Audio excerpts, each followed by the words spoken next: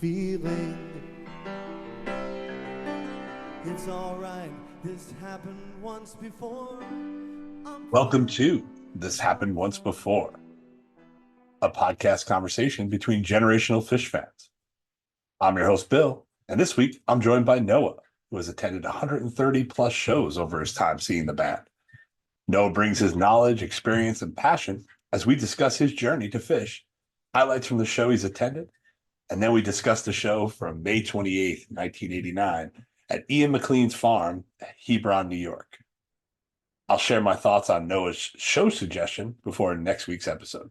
In last week's episode, Derek suggested I listen to the show from July 24th, 2022, from the Meadows in Hartford, Connecticut. This is a venue I'm very familiar with and know the band has a long history of bringing their A game to Hartford. In my opinion, the show starts off a bit slow and almost had me wondering if attendance bias got the better of Derek. But the band and the crowd wake up during Plasma and don't look back the rest of the night.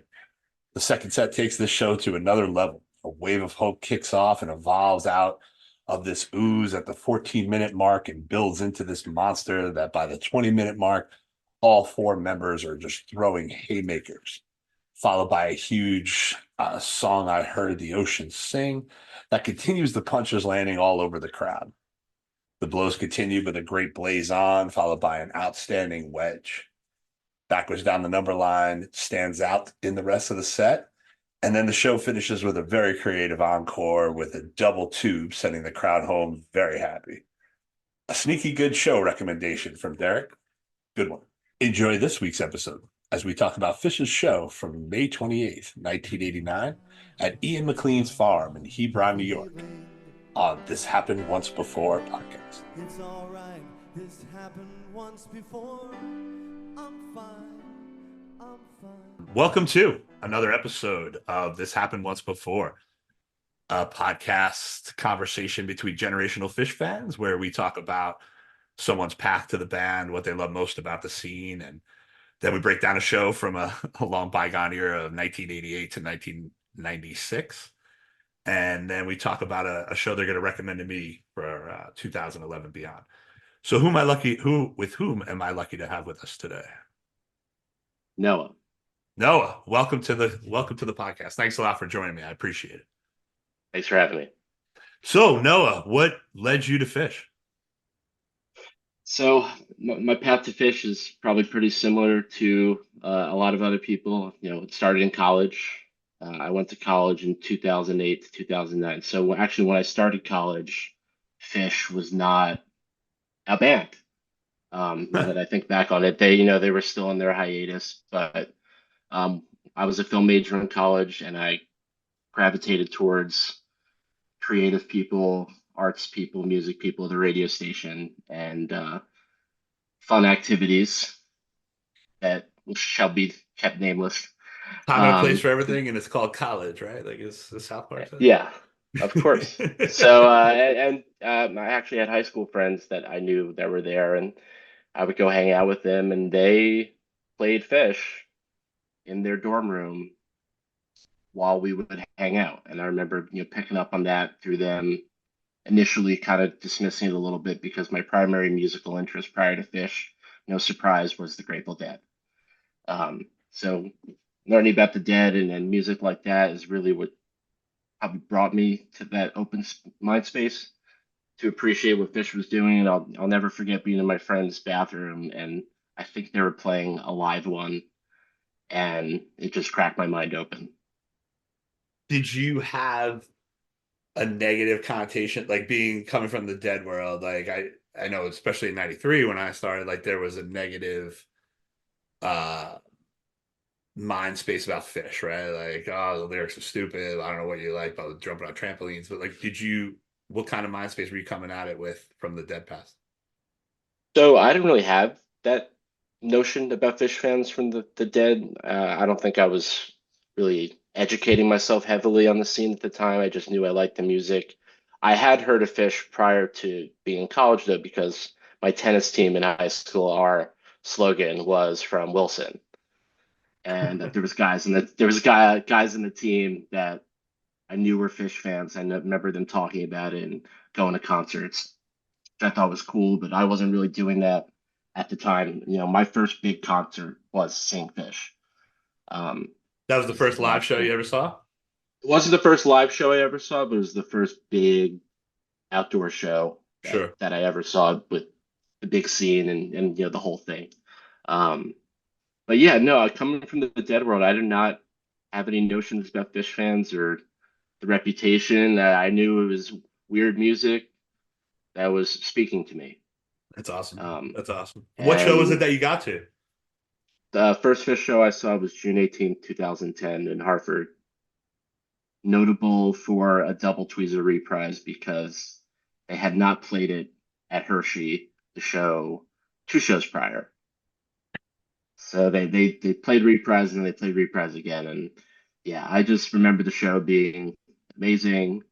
We were on the lawn, which was a good experience, for the first show. We pulled up, we people were selling Jello shots on the side of the road, and it was clearly a big party, and there was a lot of tie-dye people and dreadlocks and all the types of things you would expect to see um, at the shows, and the show itself. I just remember the music was awesome. There was a guy next to me who was writing the set list down in a leather-bound journal.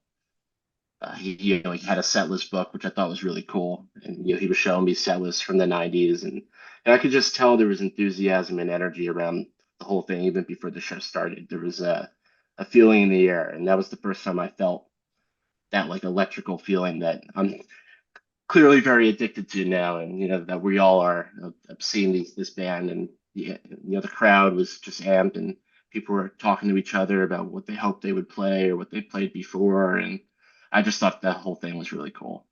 Yeah, Connecticut has like this special little hidden place in the band's history slash like under the radar. I mean, I think one of the last live releases was New Haven, right? Like Connecticut live, one of the band's official live releases. But my first show was Connecticut, so I'm a little partial to it as well. But I think what you hit on there about that openness and that conversations and that vibe, right? And I think that's where I wanted to come at this thing with was that, hey, I'm happy you hear these conversations in the parking lot, you hear these conversations during set break or before the show starts, and like, how many shows you seen? Yeah, what was the last show you saw? That kind of stuff. And I think that's where like that connectivity with other humans, right? And in person, like you said, somebody writing down the journal, and I'm thinking, like you said, 2010. When was that show? 2010, 2010. So like we really weren't carrying supercomputers in our pocket really at that point. Like just, maybe people had cell phones, but we weren't, where we are today where, if you're not at the show, you know what they're playing as soon as the first note hits, right? So um that did add. I mean, I remember writing down set lists with pen and paper. I think that's something that I'm sure people still do for posterity purposes, right? Like that journal, like that guy, if he's got set lists or gal from '90s on, why wouldn't you keep that going? How many shows have you seen since that first show? So I've seen 131 Phish shows in Whoa, total. ho, wow! You're gonna get that frequent flyer Yeah, award. boy, I'm just waiting for it in the mail. Yeah. Yeah, I think it's, and that's one of the things about this band too, right? And then you kind of alluded to it there, and it's like it's about being in the moment, right? So much that you can't wait for the next moment and like to get to it. And I think that's so impactful. Um, and especially as we move forward in the 21st century, right? I forgot who I was having this conversation with somebody during the podcast the other day, and it was like, there's very few places where we can convene in larger groups and have these connections outside of like religious and political experiences, right? Like that's really like we're only because that's just how society's set up now, right? Like there isn't large group gatherings like that. And it's like that energy and emotion and all that stuff that comes with it when somebody's there for their 130th show or somebody's there for their first show. Um, because like you being there, at your next show when you get to, was it 132? Were you? My next show will be 132. Yeah. Okay. So, and if you run into somebody who's like wearing a shirt, it's like, this is my first show, you're going to be more excited for that person than probably for your 132nd show. I'm always way more excited for that person. In fact, I tell a Right. lot of people I tell a lot of people who are seeing them early, in a way, I'm a little jealous of you getting that first whatever, your first Reba or whatever your first song or your first big jam or whatever experience is speaking to that person and making them excited. It's just so awesome. And one great thing about Phish that I've always appreciated is the level of accessibility of the band to the fan base. There's people like me who go to every single show. We're seeing a ton. There's people who pop in every once in a while, or there's people who are coming for the first time, or whatever it is. It's going to be an amazing night for that person if they're open to it and the community is open to making that person's night amazing. So I agree. I think that's one of the bigger observations I've had going back to listening to these shows, and for some reason 2015's come up a lot, like when people, hey, you gotta listen to this show. But it's such a lucky fan base.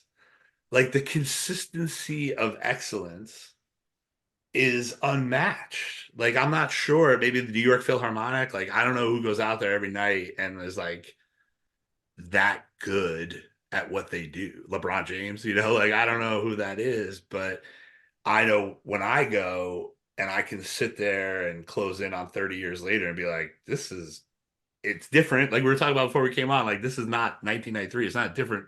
It's a different sound of the same band. But to listen to it and be like, this is better in a lot of ways. This is a four-headed monster is my analogy for like when Phish is Phish. And it's like, this is the four-headed monster way more than it ever was before. Like, especially now, I listened to this past 2 years, and it's like, holy Matt Dayton. It's just like, my God. it's been amazing. Yeah. Yeah. They the technology, their equipment, there's so many things have happened in the modern era in concert production in general that has created an opportunity for Phish to be better than ever. A lot of people I talk to, share the same sentiment that are older fans.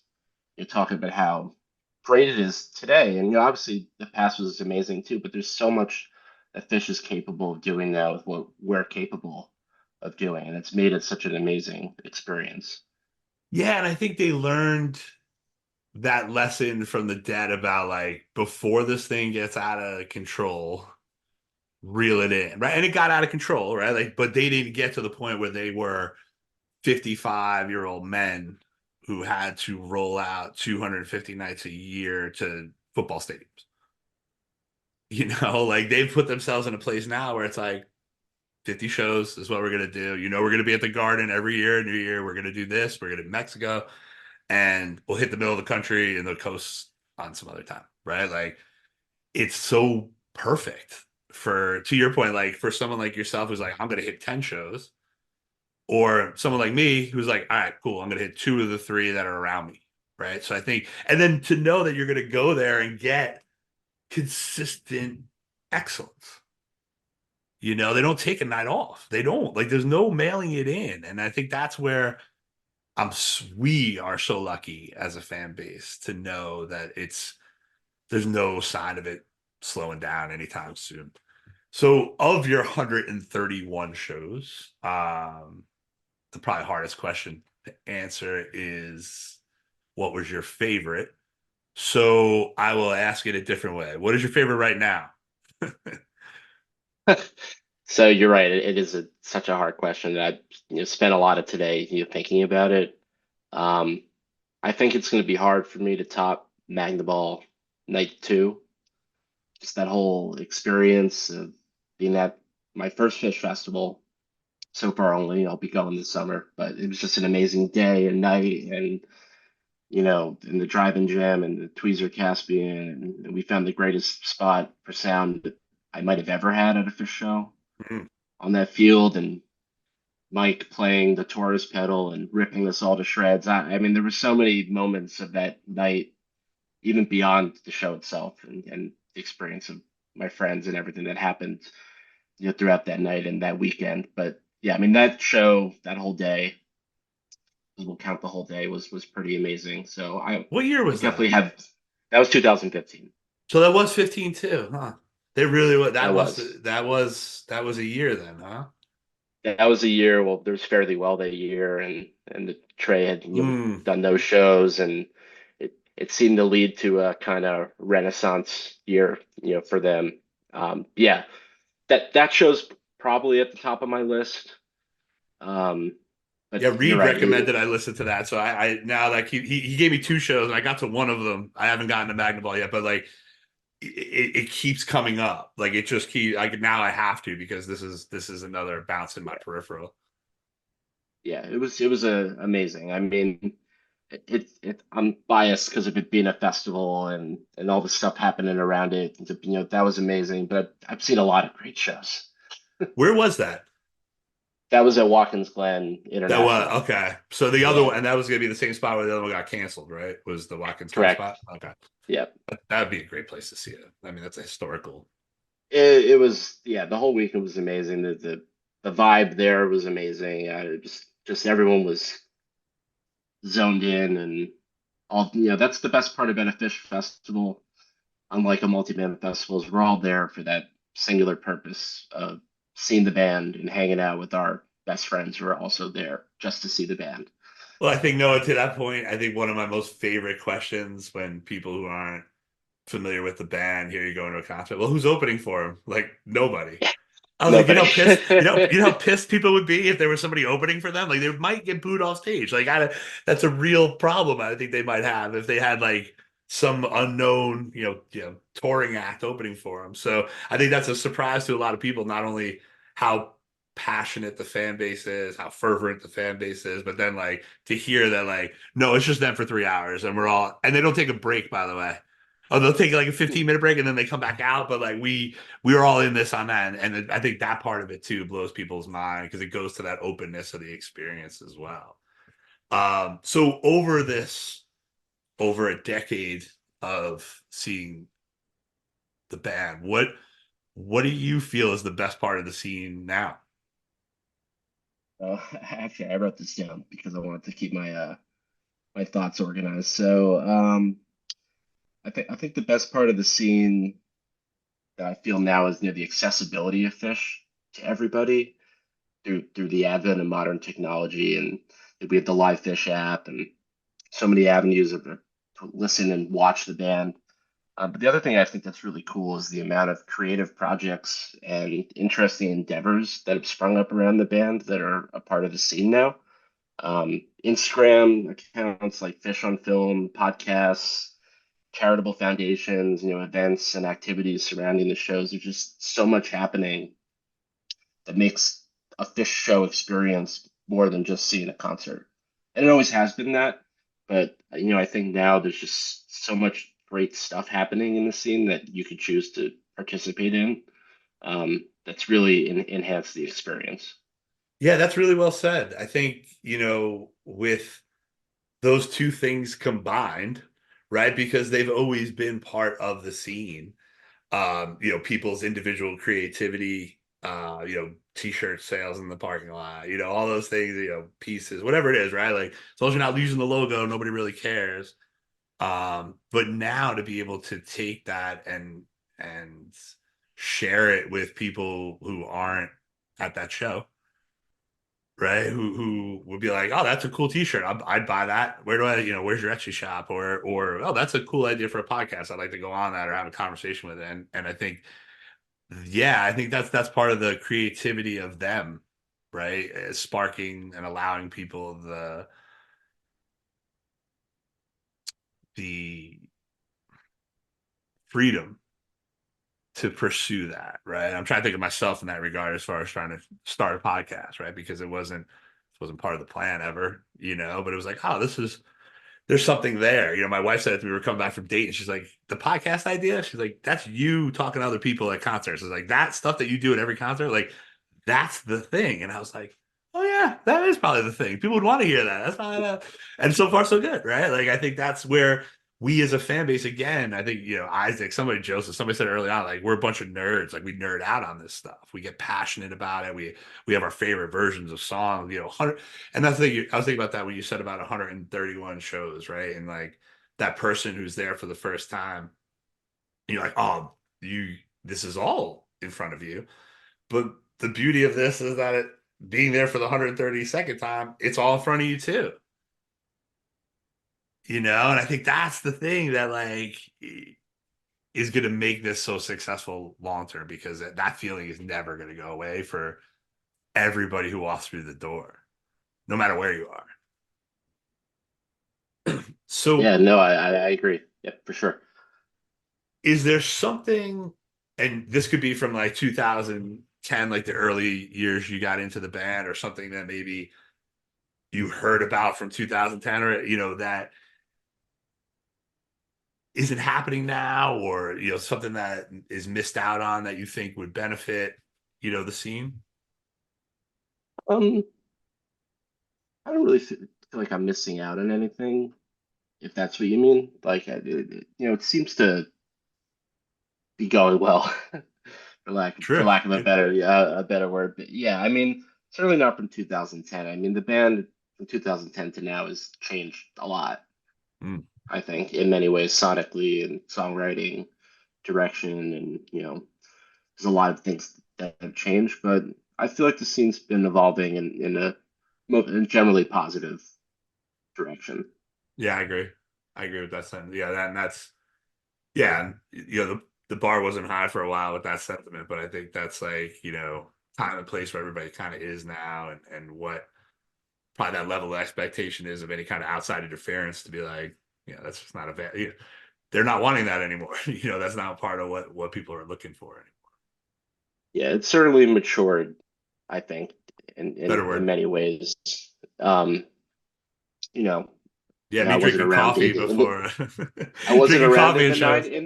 of Yeah, course, I wasn't around in the 90s, being only 33, but knowing what I know, and I could definitely say it has changed, but that's just a natural thing that will happen. 100%. Yeah, I mean it's been great, and in 2010 I only went to one show, and I went to one show in 2012, and then I really started going to shows in 2013. So yeah, I wasn't seeing too much of the scene prior to that. Hmm. Um, yeah, And then no, you're I mean back. Yeah, the fish scene's been great, and loving it all the time. that's fantastic. So what was, let's say, to you, when you got into the band, what was the most overwhelming aspect of getting into Fish? So it's two-parter. I think there's two things that are really overwhelming about getting into Phish as a new fan. One is the monstrous catalog of songs they have, originals and covers and side project music, and there's all sorts of stuff that they brought in. So that's huge. And the other thing that could be challenging is the mythology and getting what is really a big inside joke. Because a lot of what makes Phish shows really rewarding, once you really tune into it like we are, is getting that joke and kind of recognizing some of the subtleties that happen during a show, and that takes time to pick up on, Mm. which is part of the rewarding thing about being a fan, delving in and really nerding out, is you do get those tidbits, whether it's a tease or it's them making some weird reference to some event or a nickname they have for a band member or whatever it is. That's the type of stuff that could be challenging, I think, as a new fan to get. For sure. And I think that one of the things we've been successful in unpacking in this podcast is that it's always been that way. No matter when you got into the band, whether it's 88, we're going to talk about a show from 89 today. Like the joke's always been on, right? Like it's not something that um just because you get to your first show in 2023 or 2024, you're not missing, you're missing a joke, but guess what? We all missed the joke, right? Like this isn't, we're not all trying to get over Exactly. on you. Yeah, there's too much to Of get to course. not it. So I love the fact that you said that, because that's been a big learning thing in this, listening to these old shows, and then having conversations with folks now and realizing that, oh, you feel some of that same trepidation and overwhelming feeling that I felt in 1993, right? Like, let alone like 2023 when you add 30 more years on top of it. So, um, that's the benefit of having a healthy band, right? The output isn't stagnant, right? And then the times that you do hear something that maybe is 20 years old, you're like, oh my God, they haven't played this song in 20 years. right? So I think there's that component of it as well. So yeah, it's a great answer. So we're gonna jump into my little faux Proust questionnaire now for this version of the program. But you mentioned earlier about the first Phish song you heard. I think it was in the dorm, right? Was that what you were talking about? Yeah, so Tennis. I don't. It was probably on the tennis team. I honestly can't remember the exact first one, but I took a guess at the top three. It probably was. It was Okay. either Wilson, Sample in a Jar, or Disease. Okay. It That would was have made one of sense. those three. Um, if it was Wilson, it was probably the Wilson from a live one. If I had to guess, which I can That still makes identify by the crowd cheer. It's a distinguished version, but that was the first Fish song I heard recorded. Yeah, Like one of that's a them. fascinating observation right there. Like I could identify the crowd roar of that Wilson, right? Like that is such like a nerd Fish thing to say, and I mean that, dude, in the best possible way possible. Because I I laughed, I knew what you were appreciate talking about. I knew you it. were talking about, and I think that album has a couple of those spots just because of maybe the way they cut it, where it's different crowds. It's not one show; it's different versions of the I mean, songs. I could from that album, the Chalk Dust Torture, like The I can Slave is if the one I'm talking I hear about. that one and the Slave too. I mean, those it was just an amazing compilation. I've heard a lot of us on, who were listening, from that point or now. Um, but yeah, it was probably one of those songs. I'd imagine it was from that album. I have hazy memories Yeah, from those days, but don't worry. We're not grading it this one, was Teach. Don't worry. We got it. No, no it problem. was No, I'm grading with credit. it was definitely one of the just signature tunes like that. I think Hmm.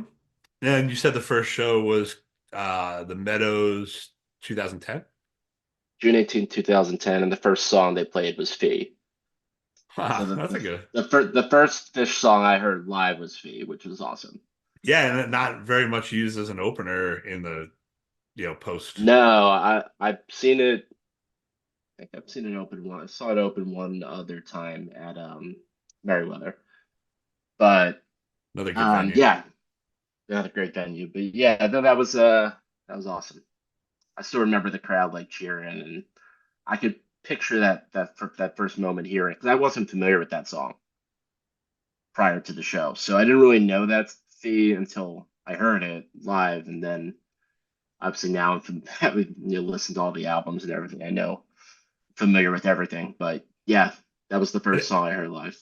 And that's a good one too. Like especially when you're a novice with the catalog because it's like so attracting of like just a pop song, like just as a song structure, and it's like it's a brain earworm. So you're like, all right, I think I know the name of it.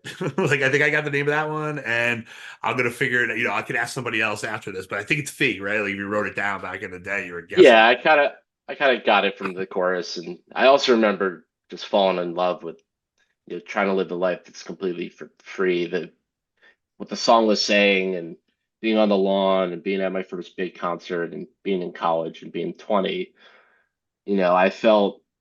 I felt that I felt free. I felt independent. It was just kind of like a mind melter in that sense, not I like that. musically, but the message of it, and it changed my life. Um, Really, that's yeah, impactful. That's I would impactful. say. Go on that. Go like No, so. it just trying to live a life that's completely free, and we're all dancing on the lawn, and I was like, I think I'm gonna be attending more of these. That was your aha moment for the Yeah, band. and Yeah, and yeah, sure enough, I have. So yeah, yeah, yeah. Fish has just been such 120, a 130 later. 130 later, and yeah, it was a positive thing too. I felt like I'd found my people, and I found something that I knew was gonna stick with me for the rest of my life. So yep. Well said. Well said, man. That's exact same sentiment I had when I saw my first show. Like I I was lucky enough not to have heard anything until I heard them live, right? And the first song, Runaway Jim, is like a song that's not on any album. So even if I had known anything, I wouldn't have known anything, right? The joke's still on me. Um, but to what you just said exactly, like, oh, all this music stuff that I listened to before this has led me to this. And now I just want this. Like Yeah, now this is the thing. Like, cause and I forgot who I was talking about it with, but it was like no other music had ever done that to me before. I'd always liked music, had favorite bands, and listened to them a lot, but nothing became a passion, a necessity, a look of people going, "You're going again." It's like, yeah, dude, they don't play the same shit every time. Like, you got to get this. Like, it's not. I understand what you listen to, and you're gonna be mad if they don't play that one song. Like, I might be mad if they play that song. Like, that's how we have to look right, at this, right, right? yeah. So, so I think that Hmm. part of life, we're all in that space, right? Much like that joke, we all have that moment at some point with this band where it's like, holy shit, this is going to get bigger than any other band that I've ever listened to before. I'm going to learn more about this than I have ever have anything music related, besides learning an instrument, probably. So the favorite show attend, I think Magnaball, was that what the one you said, right? Was that you? Yeah, I Yeah, it know it's a was tough one. August 22nd, 2015. So this is going to be an interesting answer, and I can't imagine there's many over 131 shows. Are you still chasing anything? Um, I definitely have a couple songs that I'm chasing. Primarily Light Up or Leave Me Alone. Okay. I just So would yeah, love to yeah, yeah. see, yeah, in which they haven't played since 2012. So it's been a minute. In terms of a cover, I'd love to see that. I mean, I've knocked a lot of big chases off my list, so I don't really have a ton that I'm chasing anymore. But yeah, I mean that's probably the top of the list. I'd What was love the to one that you see. chased the longest? I'm actually pulling my statistics up now, so I could give you a real answer because I don't remember everything. But I did have took me I mean, it took me a long time to see. Trying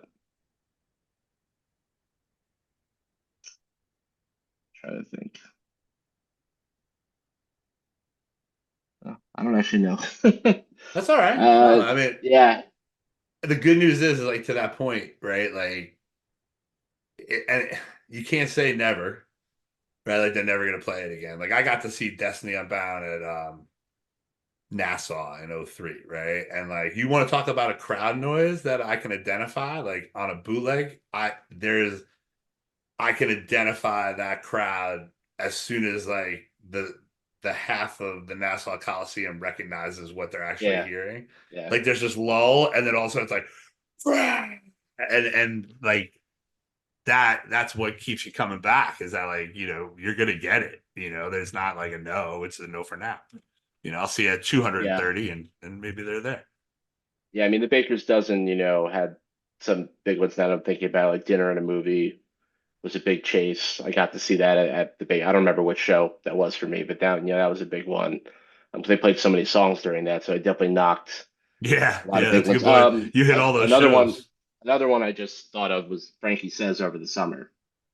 I saw Frankie Says at the Garden, and that was probably my 127th show You or hear that, something like kids? that. 127 shows, and you're still going to be chasing. So you're not going to get it all right away. That's for sure. No, yeah. That was another one. Now that I'm thinking back on it, it's slowly coming back to me. But yeah, I Shout mean, them out as they come out. Don't hold there's just back. there's so much information from seeing that many shows. So Is there a show? I mean, with so many shows attended, is there a show that you didn't go to that you find yourself listening to?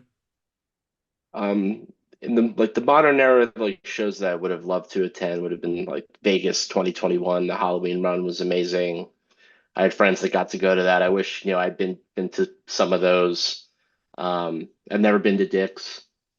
There's definitely been Me some. neither. But I've had two so far guests that have recommended shows from there, and I'm like, oh, I gotta go. Like after listening to those shows, I'm like, I have to get there. Yes. So those are on the list. Definitely like a few that I wish I could have attended. Reading 2013. I would have loved to have been at that show too. But Yeah, I've definitely Okay. made up for any shows I haven't seen. Yeah, oh yeah, for sure. That's why it's a tough question for you, Like most of the guests I've interviewed, they're like, I love 12/31/95. And I'm like, I bet you do, because you're still like getting into that love of it. But now, it's like you can't really feel like you missed too much. What song you hooked on right now? Right now, I'm really loving The Well. I think that's been a great new addition with a lot of potential. Maybe it'll be part of our New Year's gag. We'll see. It seems to be one of the songs of the year. Oblivion's been great. I've been really loving Oblivion's been on great. that one. They've been really delivering nicely. Pillow Jets is cool. Bill Jets was Um, cool. I got to see that in Pittsburgh. That was pretty cool. yeah, Yeah. yeah, it's a cool one. I'm definitely enjoying a good amount of the new material they've been bringing out. But yeah, I mean, I would say like The Well and Oblivion are probably in the upper regions of songs I'm really hooked on now. They're just fun and fishy and a lot of potential in there. Yeah, the howling is getting a lot of love for that too, Yeah, right? the Howling's fun too. Yeah. Yeah, I haven't made my mind on that one, but it's fun is a good word for it right now. I mean, I've seen it like twice already, and I'm like, okay, all right, I see where this could go. Yeah. Yeah, right. Um, is there a place that you haven't, well, we just said Dick's, but besides Dick's, like where you haven't had a chance to see the band that you really, really want to? Um, Bill Graham Civic Auditorium would be amazing. I'd love to see them there. I know I think the last time they played there was 2016. So it's been a while, and that's just like a cool room and a lot of history there. So I'd love to Yeah. go there. Um, What's I the don't have size too of that many, room? but Do you know? it's 10? small. Yeah. I don't. It's yeah. It might even be a little less than that. I'm not sure. Wow. That would be great. I have to look that up. But yeah, that'd be great. I've been lucky enough that I got to go to the Gorge, so that was a big bucket list item for me. I knocked off. Um, yeah, Dick's would be in there. Blossom, I think looks cool. Yeah, it's a cool pavilion. I'd like to go there. Alpine intrigues me. I know it's got mixed reviews on it, but it looks cool and it's huge, and I kind of would dig a show there too, Yeah, they probably. seem to like it too, which leads to,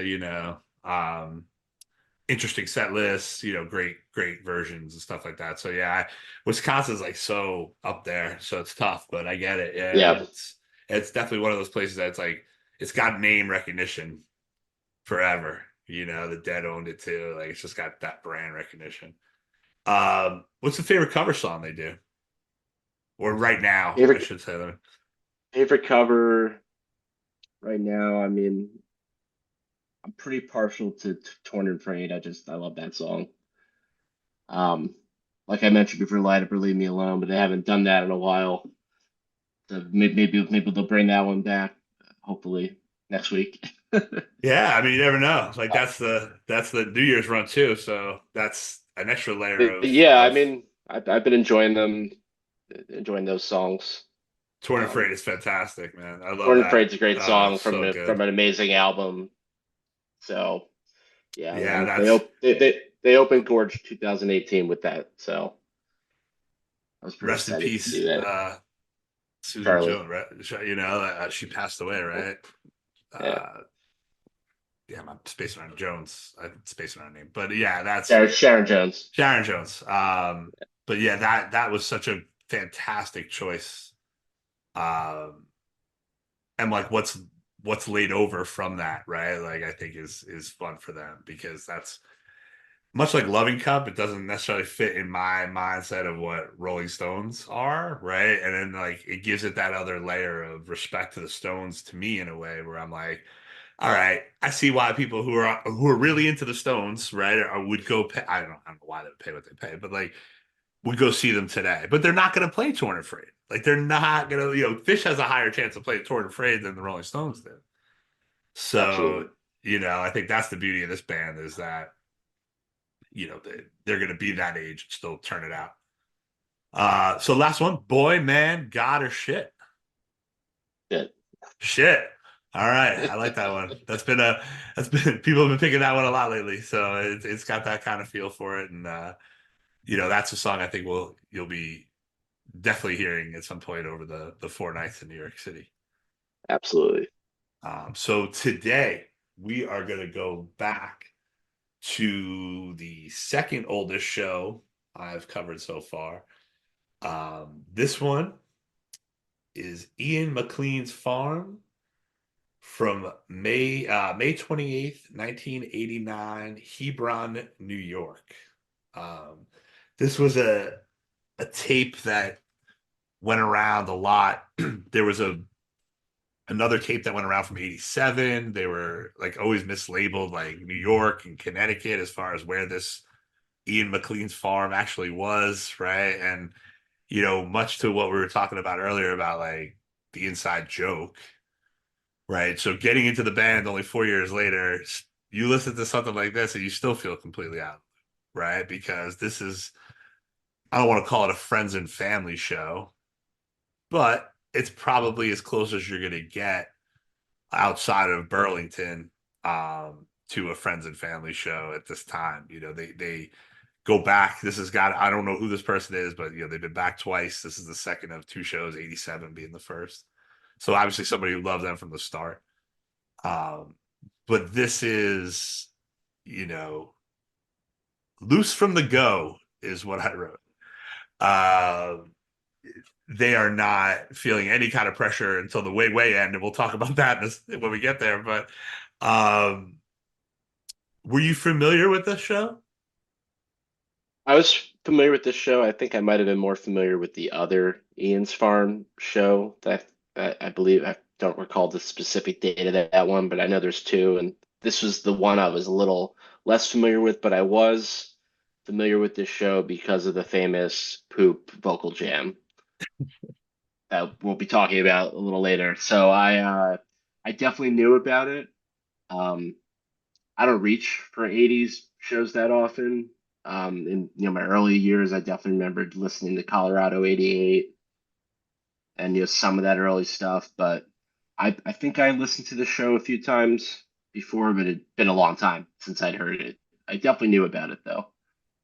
Yeah, and I think this has a lot to do with what you mentioned earlier about, access and technology and all those things, right? Like this is getting into the band in 93, like, okay, 89, that's not that long ago, as far as getting a tape of something, but it was the quality too that went around, right? This was a high quality soundboard tape that went around. But also then getting there early and still feeling like you're not in on the joke, right? Like there's so much going on here. And, but to me, that's the thing, people, you said I haven't dove too far back. And, my early years, there wasn't too much to dive back into, but that, right. Or the early 90s, which I did a podcast with somebody the other day on a show from 92. And, a lot of feedback is like the set list didn't change that much, right? There isn't a lot of variety in those years. But I think what we hear in this show, besides that very loose from the go band, is, very much like that 88 show a year earlier that I did with Ivy, the groundswell of what's coming. And, you know, they are, I have a note here, like such a young band at this point, and you can hear it in the joking and the poop, right? Like that kind of stuff. But even, you know, even it sounds like from the opening number of Divided Sky, it sounds like they're working it out. Yeah, for sure. It's been a long time since I heard one from that era, and it took my brain a minute just to associate with these early, arrangements of these tunes, and the instrumentation was different. Page did not have a grand piano back then. Don't think he had his organ. Then he was playing some type of electronic one. I think a Vox, if I remember correctly.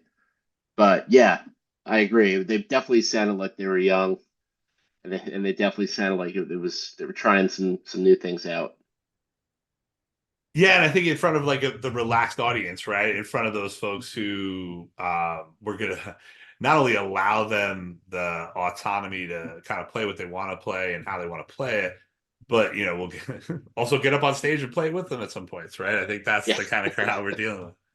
But as much as I thought, that Divine Sky, like you said, working it out and the instrumentation musical changes that, from an 89 version to what you hear 10 years later, 10 years after that, into a really fiery antelope that, didn't have a lot of needing to be worked out in the opposite direction. No, the Antelope was awesome. The intro, the build up to it, I thought was great. And they said Spliff And as they said opposed to split. Spike, which is comes out occasionally. Yeah, But like a roll like a cantaloupe, like Reed mentioned. He's like, oh, I heard a roll like a cow. I was like, wow, I remember that on a tape, like label, yeah, roll like yeah. a cantaloupe. But yeah, and I think that's the early workings of these songs. But I think here with that antelope is like that fiery sound that I alluded to, that you hear building and coming. And I just did a podcast on New Year's Eve '93, and like that explosion of a band that comes out of that New Year's show specifically. I think that antelope is a little bit of this early carnation of that. Definitely. I mean, it's high energy. I mean, the whole band just sounds happy and youthful and energized throughout this show. And like I said, like right here, Trey's tone was awesome. His languid doc was shining. He was bright. Yeah, I wrote trade They just driving is what I wrote. Yeah, trade driving. Trey was really driving. I mean, Yeah, it didn't get super intense, but it was definitely pretty raging version-y. You could see the kind of the genesis of where it would go. exactly. And that's funny you said, because that's exactly what I said about Forbin next, is that it's the early sound of what's to come. Hmm. And you had mentioned earlier about Fee and the lyrics of Fee, resonating with you. And this is a lyric that's always resonated with me, I think, just because of the use of the words and the vocabulary. And I rewrote it here because I think, like, looking at this band in '89, right, and being like, all right, where are they? Where are they going? But the line of like deadly weapon in the hands of avarice and greed, right? Like the balls to use the word avarice in a song when Yeah. you're gonna do a poop jam later on is pretty ballsy, right? Like I think it's they never assume. It's like a British show. They don't assume the audience is stupid. Hmm. And I think that's what I appreciate. One of the things I most appreciate about them, I think, is that, like, yeah, well, if you don't know what it means, go look it up, like your parents used to say, right? Like, I think that we're not going to dumb this down for anybody, and we can be funny and silly and scatological and all those things, but like at the same time, yes, I just use the word avarice in a song, right? Like that's like what the best hip hop MCs can do. That's something that I think gets buried in this era a little bit because of the silliness of spliff, roll like a cantaloupe, poop, whatever you want to insert the joke, right? Because that's what it is. It's not, they're not intentionally being bad. It's just a joke. But like this is, I don't know, for some reason here in this version, it's only the third song in roughly. And to me, I was like, wow, they're like kind of showing the crowd here a little bit of the rock band that I think is metamorphosizing out of this late '80s. Yeah, definitely. It was a great version. It didn't have wasn't really like a story or any kind of narration that I think he was doing a little later, and he's done occasionally since, during the Mockingbird portion of the song. But yeah, I mean, it was great. I wrote, Fish was hitting his like China trash cymbal a bunch during it, which was nice, and it was a really well played version. I mean, Mockingbird's a hard song to play, and Trey has written himself some really hard songs. But these early years are great to hear because they were really focused on these compositions and playing them well. Even at this casual party, with all the nonsense happening around them, just they're playing these really hard songs and delivering them. And this is a great one. I've always loved Forbin's Mockingbird and the whole Gamehenge saga, so this is great to hear. Yeah, that's well said. That's well said, because I think that's one of those things where it almost sounds boring over time to be like, hey, that's another perfect version of that song. But like that was the point, right? Like as much as they're gonna do a poop jam, they're gonna like, yeah, watch this. I'm gonna lay down this 15-minute thing flawless. And no matter what's going on around me, to your point, right? Because like this thing goes sideways in the second set. Like the whole farm goes sideways in the second set. Yeah, But yeah. but I think that's really on point with that, right? Like, is that this is still, Trey makes that point bittersweet about like this is deadly serious to me. Like this is yeah, I'm joking, but like this is deadly serious, and like this is a perfect example of that, right? Like, hey, watch, and that, to your point about writing himself difficult pieces, I think that's part of it, right? To use big words and 50-cent words in your song, that's part of it, right? You're going to challenge the audience and yourself um, into, taking that mindset out of this tightness of Antelope and Forbid right into Fee, right? And I think that's really cool that you mentioned it earlier about like being that song, because now here we are back in '89, right? You're talking a decade plus to almost 20 years later, right? By the time you see it, you see this song in Connecticut. Yeah. And maybe Yep. maybe this farm is in Connecticut or New York. I'm still not sure, because I did see tapes labeled Connecticut, New York. So it may not be far from the Meadows. Yeah. But I think it's still a crowd pleaser is what I wrote at this point. Yeah, for sure. And the fee was cool because he didn't use a megaphone Mm-hmm. on this version, and I read that when they were recording Junta, the engineer channeled Trey's vocals through headphones into a microphone, and the reason why Trey was playing a megaphone was to replicate that, which I guess he didn't start doing until 1990, which I hadn't remembered. I had no idea. Um, Today I yeah, learned. I didn't. I might have known that. I was like, no, I kind of want to look up the history of it to see the reason for that. And So unlike according Chalk to Dust who Torture could on the album, like where it was like intentional, it was unintentional by the band, and then it just stuck. he it seems like the engineer wanted to create a weird sound for Trey's vocals for Fee, and that's Huh. why he had Trey. He played it through a set of headphones that re-recorded that through a microphone. So Trey uses the megaphone to replicate that studio sound they've Very had. cool. And yeah, I thought that was cool. He picks and chooses when he does it. That megaphone's always Now, on stage. yeah, Yeah, but yeah, I thought that was a cool. And yeah, it was a great fee, and it's always a fun song to hear.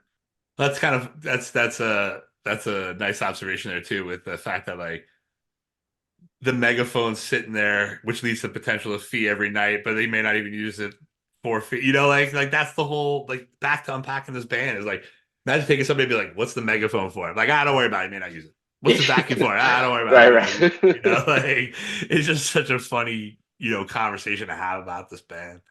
Um, then they transitioned to what I wrote like an early first set Slave, right? I have grown accustomed to this song to being like, have a great night, get home safe, you've been a great Right. crowd. Um, to this, very early in the mid first set, and really kind of spacey halfway up through it, I Yeah, thought. it was. From what I understand, they'd done that maybe a couple times with the Spacey Jam. It was also a pretty short Slave. Yes. It was only about I think like 7 minutes. But I love the Spacey Jam, and Slave is a great song, but Slave is kind of always goes the same way, Hmm. and it's about the drive to the peak of the song and the patience Trey has as they go in their rounds.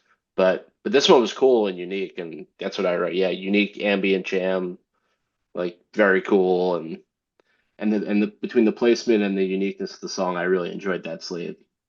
Yeah, the only thing I could add there would be that like when it does get past that spacey point, it really does kick up.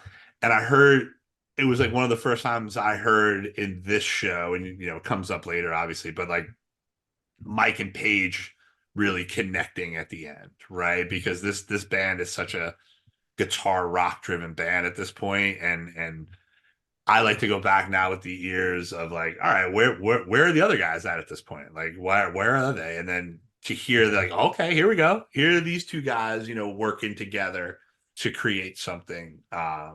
Stood out to me. Yeah, I agree. That was the first part of the show. I really started to pick up on it. Some of that might have been the quality of the tape and Oh, and good point. and the source. I know I was listening, I re-listened. I think there might have been a few either a few sources or some modifications to it because levels would change in and out. So I did find myself adjusting and equalizing a little bit to pull Mike out a little more. But yeah, this was definitely musically the moment in the show where you're right that their kind of relationship was more apparent during the Oh, you show. kids and your quality bootlegs. You know, Yeah. like, yeah, I'm the old guy who's like, oh my God, it's dog shit. It must still be dog shit. I'm just gonna listen to it. You're like, no, if you balance it out, and Charlie Miller has a version, you're like, I just found the one from '89. It I sounds like think shit. I think there's only one version. The re-listen only had Oh, the okay, one. that's the one I was listening to too. So I'm just Yeah. giving my own self some shit. Uh, then into what you said very well earlier about, when we're talking about like the four bin, like this type band, Esther, where they can play with, foolishness happening around them, play to perfection. This was it. This was a version of that. Yeah, this was a nailed Esther. I didn't really have any complaints about it. Esther's a cool song. It's definitely the carnival music thing. I think they kind of like bugs some people, but I've always liked it. I'm not a huge fan of it, but this was a nailed version, and Trey's singing was great. His solo was really great on it too. Yes, exactly. And that was my notes here. This is, to me, this is the earliest dark Fish you're gonna get, right? Like this is where, when all the dark stuff comes later, this is the groundwork for that. But I had the same thing. His guitar work was fantastic in this. And then that tight band that I mentioned about, that Mike and Page at the end of Slave, I thought really transitioned over here. And maybe, again, to your point about the quality, maybe now I'm hearing more of it. But I really thought this was like, oh, okay, this is a tight band that's going and could play a compositioned piece like that to perfection, in front of a friendly crowd in a farm. Then they go into the song where I, just as much as I remember it in the 90s, going back and listening to these shows, God damn, they played this song every night. Susie shows up again. Like I was like, I'm trying to remember back to I'm like, I really felt like they played a lot. And then when I go back and re-listen to like these early shows, it's almost like every show kind of phenomenon. But it's the one that people know. You hear them, and what's cool about it, back to the inside joke thing, it's never been on an album. It's not like people were coming to hear the radio. It's just the song that people liked when they came to hear them. So they'd want to Yeah, hear it again. But it did feel like this is the farm hands and the people there were really enjoying this Susie. Like I wrote that, it's fun. It sounds like a song they've been playing and they're really comfortable with it. And then I wrote Page. Paige always. Yeah, Paige crushed it. I think Susie's a fun song for people who aren't as deep in it because it's a rock song. It's a fun rocker Mm-hmm. with the blues piano solo in it, and they rip it up, and Paige really ripped this one up. I wrote good and funky Yeah. in my Yeah. in my description. I mean, it's not a long song, but it's just it's fun, and you can't help but dance or at least bob your head to it, and they're definitely having fun. 89, Susie is always going to be energetic, right? It's never going to lack that energy for sure. And I think that young crowd is just ready to hear it anytime they want to play it, and they're willing to whip it out at that point, at any point. Now we get into the poop. We get into the deep poop. But what I found interesting here, and I usually don't go back and look and be like, how long have they been playing that song for by the time hearing it? But I did it with this Yam. Because for right away, the first time I went through the show on, with you, before we went on here, I was like, this sounds new. Like this just sounds like really crisp and new right now.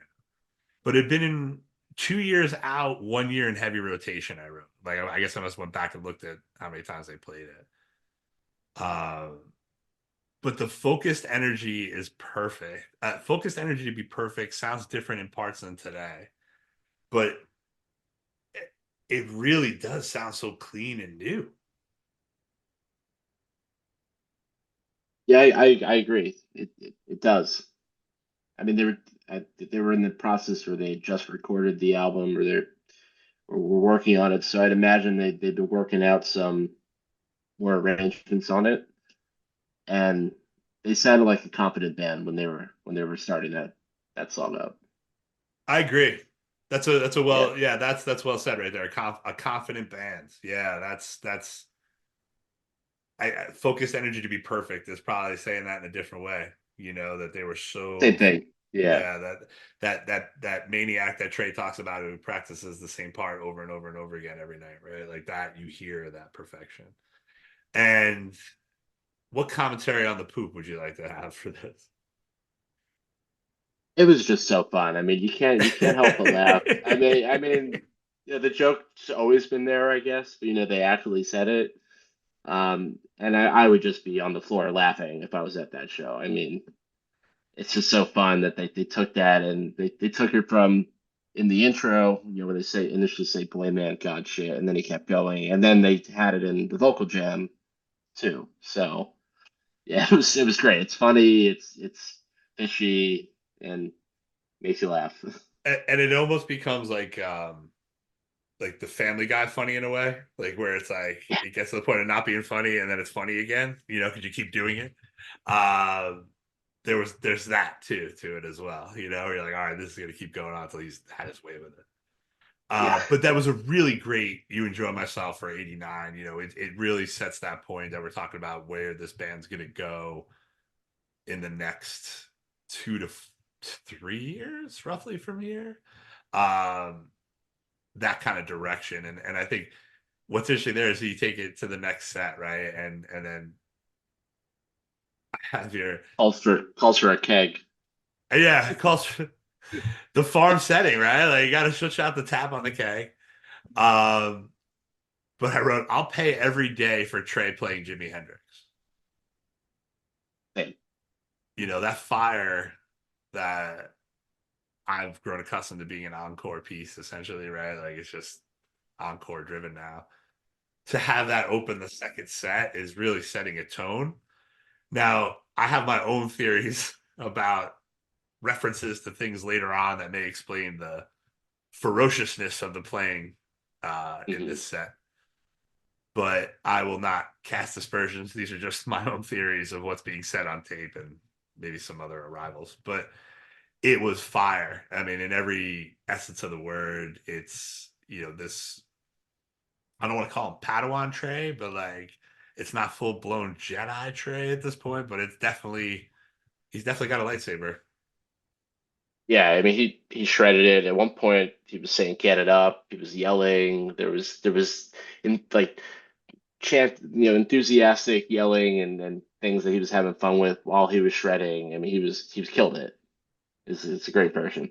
Yeah, for a second set opener, you're really the farm was going to be in for a lot to go, and then the Mike song that follows this, I wrote tempo joke, right? Because Yeah, this same. this is this is another one that is still working its way out.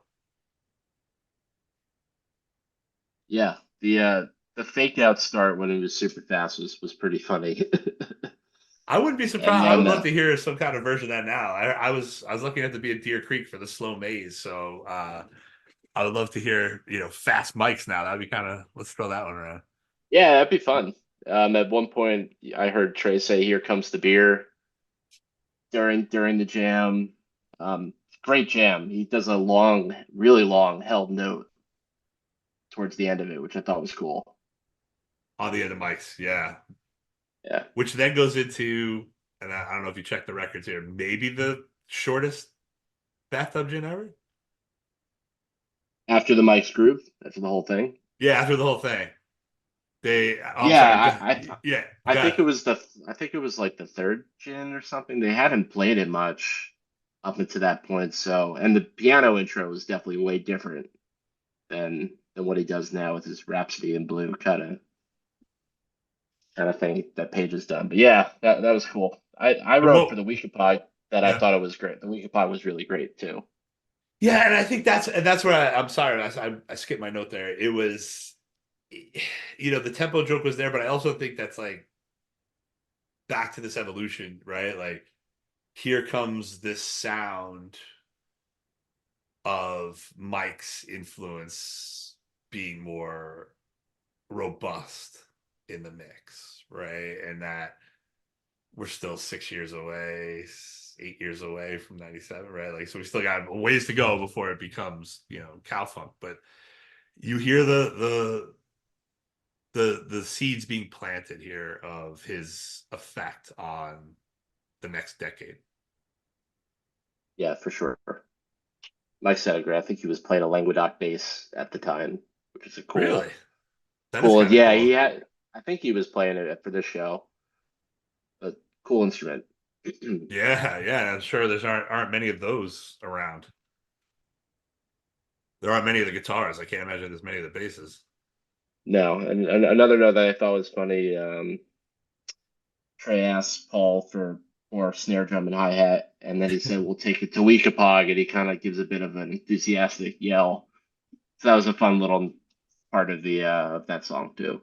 Exactly. Yeah, the energy that they bring to this, and I think that adds to like maybe the newness of it too, and the energy of what's happening around them. Where they're kind of leaning into it. Let's put it that way, into the farm itself, what's going on around them. Leading to that 5-minute gin, right, which is almost like long boy length version, which is what stood out the most to me was that like how short it was because I thought it cut off.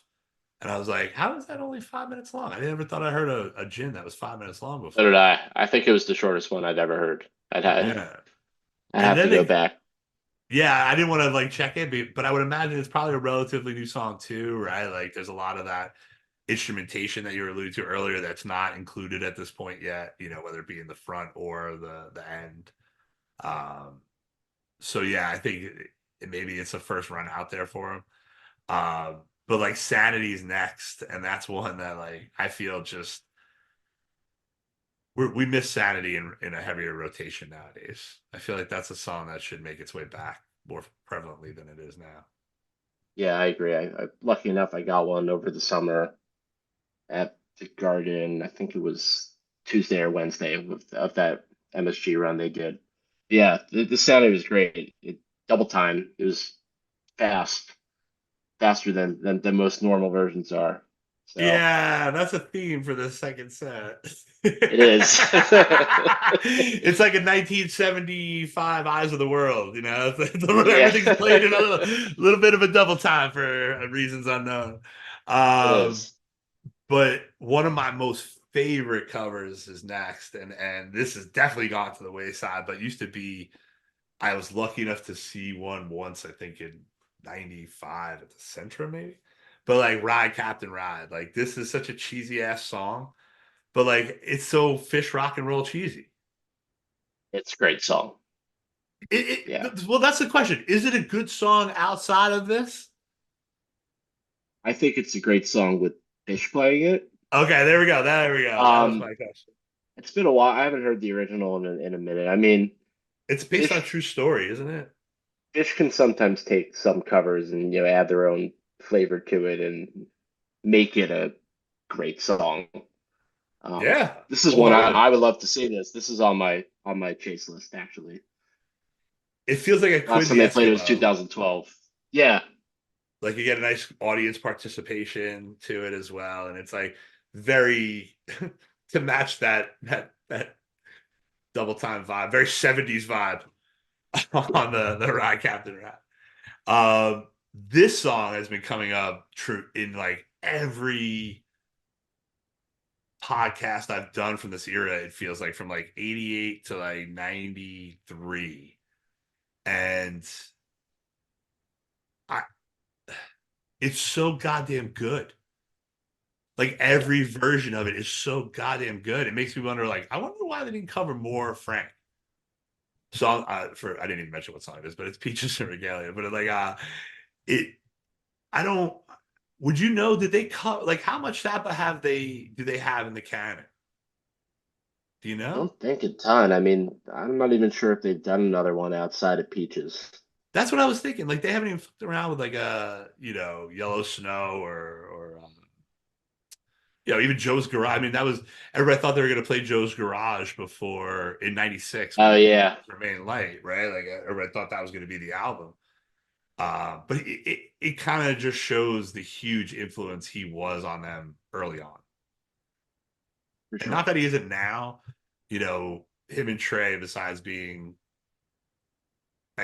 generational guitarists or composers at heart. Zappa is probably one of America's greatest composers. Like, I don't know if anybody wants to hear that shit, but like, probably true. Like, we don't turn out a lot of composers. Like, it's not my fault. They come from Eastern Yeah, Europe, yeah. like, but I mean, he's amazing. yeah, this Peaches was pretty much nailed, which, on the rare occasion they play it today is not necessarily the case, but it fell in line with the types of stuff Trey was writing and doing back then. Peaches and Regalia is a complicated song with a crazy guitar part, and Trey was writing crazy guitar parts, so I'd imagine Zappa and the Mothers, the types of stuff that he was doing, was playing a big role in the types of things Trey was composing, beside his influences from Ernie Stiers and King Crimson and other types of music that he was listening to. Yeah, this is great. I love this song. It was great to Yeah, me hear it, too. and Me too. and it was Yeah, played really, yeah. really well. Yeah.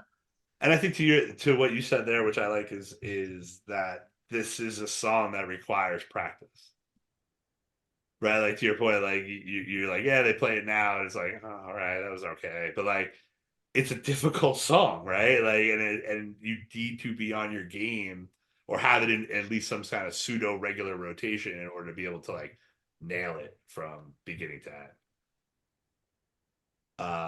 So keeping up with great American 20th century composers, I guess. I don't know what Jeopardy category we're in right now, but Take the A Train, right? That's Duke Ellington? Am I right? Am I wrong there? Dizzy Dizzy Gillespie. Gillespie. Okay, so Yeah. some, sticking in that canon of great American composers, we're just showing their like how they can go from these last three covers in a row, right? Goes to exactly what you Oh, said. it is actually Duke Ellington. You're right. I'm wrong. That's okay. Yeah. Don't worry. Somebody was going to correct us online at some point. Tell us where we were wrong. Well, he didn't really write the original. He got that inspired by it. But these three covers in a row are really a shining example of what you said about Ride Captain Ride. Like, yeah, like Phish playing it, right? But like for them to be able to nail 70s classic rock, rock composition, and then a jazz number, bang, bang, bang, within 15 minutes, 20 minutes, those three songs, right? So what a place in 89, right? Like what a way to show the chops. Yeah, they were a straight jazz band for 10 minutes there. It was Yeah, for it was 10 minutes, awesome that's to true. 10 minutes. I mean, it was awesome to hear it. Fishman was killing it, Page was great. I mean, they were all really laying it down, and then they had the unknown sax player Paul come up Yeah. too, which is Yeah. fun. Which is, horns and Phish are always a fantastic thing. And now we have Tab, which is, that light, I guess, if you want to kind of refer to it that way. But like that Trey's, let me play that a different way. Trey's compositions with horns um, adds another level of musical excellence, in my opinion, to his already great catalog. How's that? um, they rip through Possum in Contact. This Yeah. is for people who haven't listened to this, just like they are just fast in the second set, right? And I don't know if some of it is a noise ordinance that they're facing down, some of it may be influence, but the ripping through Possum in Contact leads to, I don't want to call it the breakdown of the show, but where the train's coming off the tracks, right? This is, to your point, the sax comes up and it's a great addition to Take the A Train, right? I'm sure it had that in the original composition. And then we get to Magoo and Ninja Mike. And what I wrote, Crazy Drunk Insanity Yeah. and Punkish. This is early Phish punk shit where they're just like, yeah, whatever, we don't care. Like, and that's the interesting part to me about what you said earlier with that we're gonna nail this composition perfectly, and then all of a sudden we're like, yeah, hey, Magoo, come on up, like, and just let it go, and then just let it get it to that point. But this is one, even I remember listening to in the early 90s going, what the hell? Who are what is this? And like I remember written out on a tape, like with asterisk, Ninja Mike, you're like, who the hell's Ninja Mike? Like what the hell's happening? Any thoughts on this piece of the show? I found myself laughing and kind of Yeah. just grinning during this. It was clear this is the point where this is really a party. And I guess this was the second time these guys had been on stage with them. I think they were there like a year prior because Trey said now in the What Are They Doing Now portion of the show. Here are Ninja Mike and Magoo.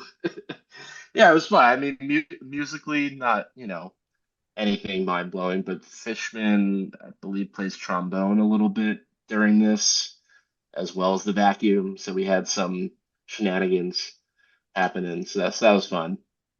Yeah, and that's fun. I mean, fun, right? Like I think this is part of the gag, right? Like, are you open here to have fun and have this experience with us, right? Because we may go down this path. But the looseness of Ninja Mike and Magoo leads to an insanely tight, structured, funky bitch and split open and mouth.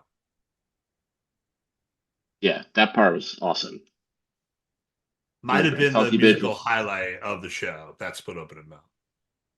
yeah, I agree. And Split also had a full drum solo in it, which I'm not sure how many times that's happened, but that was cool to hear.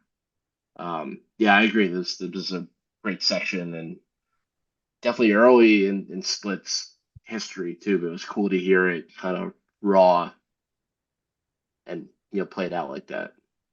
Yeah, that's what for obviously a very new song, probably, right? Split open and mouth, like just to hear how they had kind of like had it, I don't want to say nailed from the go, but like one of those where you could tell everybody was working hard to make sure they got that shit down pat. Um, that's what I felt coming out of that one, where they were like, especially because how loose it was leading into that. The structure and tightness of that was really, really something. Speaking of new songs, Mango, I wrote fresh out the box. It sounds like they had just, written this song really recently because it just sounds so new. They're working on what it's going to sound like.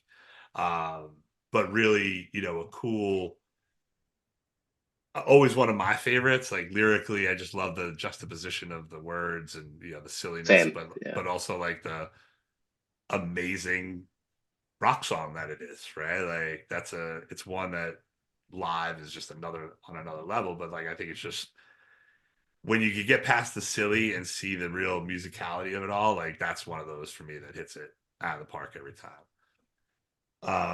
This part made me laugh and get sentimental all at the same time because this character I had not thought about in a long time, and definitely somebody who's probably been lost in time in the lore of the band. But Marley makes an appearance, He does. Yeah. and you know that he was he used to be on stage, right? Like it was, like sometimes he'd be laying on stage with them, and I think that's like he's in the Down with Disease video, so he kind of makes it into the mid-90s. But it's something that I really appreciated going back and listening to this because it brought me back to a certain time period where like, oh man, like Marley, yeah, like I was like just Yeah. a bigger part of the band as the band, right? Like the dog. But you can hear how concerned he is. Like, is that Marley in the van? Like, get him out of the van. Like, they had to get him out of the van and on stage, and um, just to think of those guys in a van, right? Like, they're still a van band at that point is pretty incredible. Uh, and then Harry, which I wrote the goods. Same. Yeah, I wrote great version. I thought Trey had some really inspired playing during it. It was awesome. I mean, Hood's one of my favorites always, and a lot of the early versions are really great, and this was no exception. Yeah, I think this was something that goes back to the point that you made at the top, which is like this is a band who still wants to be perfect. And this is a shining example of what happens when they are, because I wrote down well played, perfect, the goods, and that's who they are in '89 right here. Now, this is where it kind of leads me to what I was alluding to earlier, because the second special guest to show up is Hebron's finest, the Police. Yeah. Um, Now this is I don't know if this is my guess is it's a noise ordinance thing, right? Because of the way the rest of this show goes down. But I think it's very funny how it's handled, right? Because to your point earlier, like we've all, not all of us have been to college. We've all been at a certain age where we go to parties that are broken up by the police, right? And I think we all believe in that moment we are suffering a great injustice. Yeah. That regardless if it's 2 a.m., this party still needs to go on. And I think that's no different for these 20 somethings in 1989, right? Now, why I allude to the pace of the second set and the dead of the mid 70s is now all of a sudden we start getting winter references about snow and winter and all of this in the encore starts coming out after the police arrive. So I think that's absolutely hysterical because pretty much all my notes for the next couple songs are essentially the same.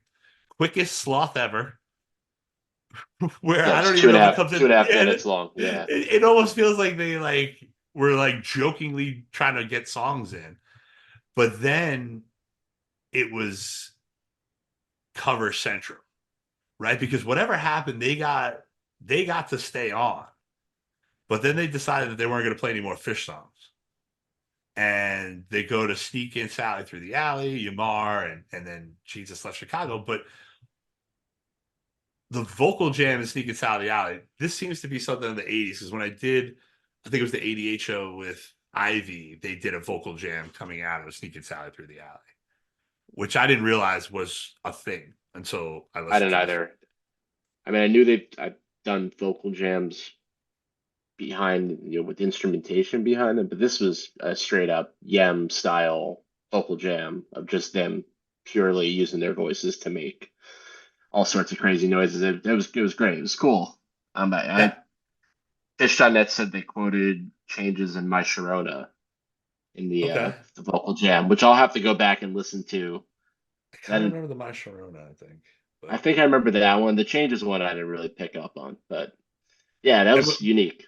yeah, the vocal jam made me think that they had to stop playing the instruments. Like I was like, oh, okay. I guess they like that because they rushed through the slot and everything. I was like, oh, they gotta do this. But then a really good Yamar. Like I was like, oh, that's a really, really great version of that song. Yamar's played really well there. Um, and then my next note says Jesus left Hebron, New York after Trey's solo for Jesus left Chicago because he just destroys the end of that song. Destroys it. Yeah, yeah, it was great. That's another one I've seen it once. I'd love to see them play that again. That's a great cover. Or Man, Lagrange would be nice, which they started to set off the little the Lagrange tease. jam. Yeah.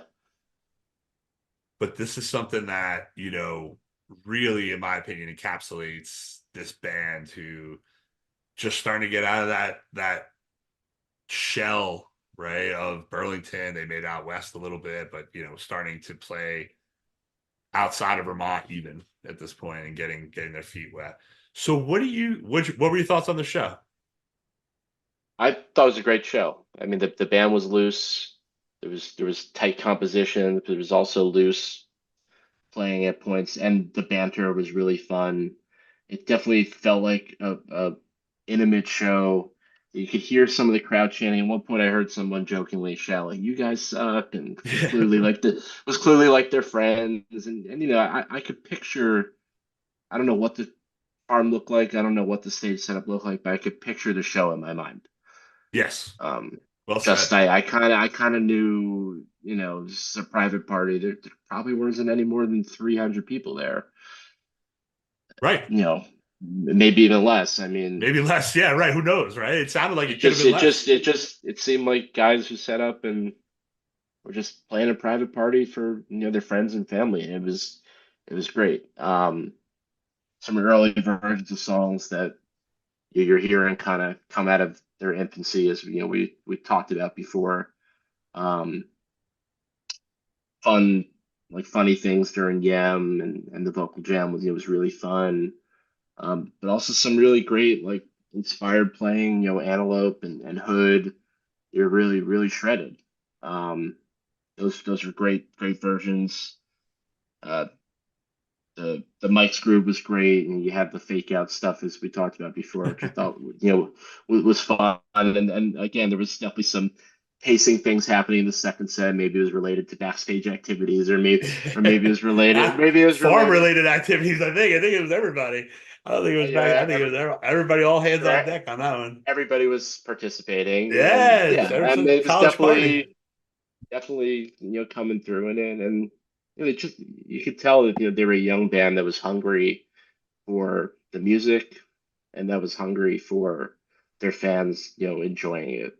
Just the enthusiasm in the 80s leading into them becoming a more successful, band in the 90s was just, the path is so clear hearing these shows. You could tell that they were going to become the band that I'm going to go see next week at Madison Square Garden. Even though there's 300 people there, you could hear it that the ambition was there and the enthusiasm was there for them to be who they are now. And I think that's cool. So I really enjoyed it. It was cool to listen to.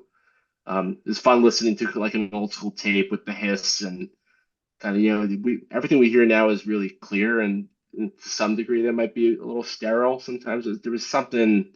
I think it raises the bar of what your expectations are, right? Like Yeah, I think that's part of it. So yeah, that was great. I really enjoyed it. That's awesome. That's all. I'm happy to hear that. So, what show would you recommend for me post 2011 with your 131 So shows under your belt? post 2011, I mean, I can name a million, but I was talking to my friends about this. I had to consult them so I could get some Yeah. input. But we concluded that June 30th, 2019 at Camden would be a great listen. Okay. As a really old school first set, unique second set, there's big jams, it gets weird. It's all sorts of madness happening. It's a really great show. It was the best show of the weekend. Um, I feel like 2019 is not talked about that much for some reason. Pre-COVID, I don't know, people don't really talk about it that much. Yeah. But Gets blocked out a little bit, maybe. Yeah. yeah, that was a fun summer, and that was a really great show. So with a really great encore too. So there's a Okay. punch in the encore, and I don't want to spoil too much about it. But yeah, there's a lot in it. So that I would recommend 6:30 2019. Cool. I look forward to listening to it, man. I appreciate that. Well, thank you so much for your time, Noah. I really appreciate the time. This is a fantastic conversation. As you said before we started recording, anytime I can get on and talk about Phish, it's going to be a good conversation. So thank you so much for your time. I'll let you know what I think about this Camden show, and have fun at the Garden, man. Thanks. Yeah, this was great. I really enjoyed it. My pleasure. Thanks again. I'll talk to you soon. My only breath that I have breathed since I was 10. I hope this happens once again.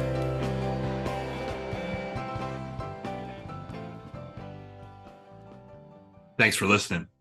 If you're an older fan who'd like to recommend a show from 1988 to 1996, or a new fan who'd like to be part of an upcoming episode, email the show at happenedoncebefore@gmail.com.